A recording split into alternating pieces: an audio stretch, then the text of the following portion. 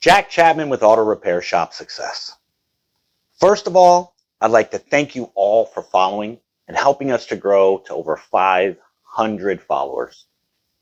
We thank you for trusting us, and we hope that you continue to share our content with your friends or fellow shop owners or anybody you feel like just could really use or enjoy the material. Speaking of trust, let's cover that third objection. Okay, so trust objections can be tricky. They can look like time or money because the customer, they're not going to usually come out and say that they don't trust you.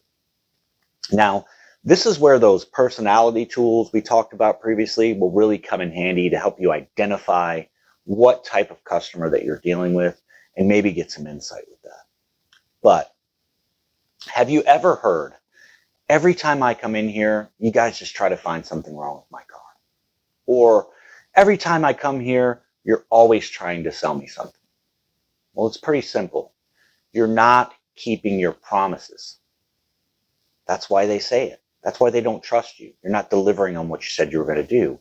We promise a courtesy inspection on the customer's vehicle with every service, but the delivery of that inspection is never a courtesy to the customer. The advisor just goes over what needs to be replaced or repaired, and rarely what doesn't or what looks great. We have to build value in what we're doing, value in the courtesy inspection, value in the customer's car. Now, I hope you enjoyed this series and you found it helpful. Continue to use this information and share it with others to help us grow and reach more people with our message and our content.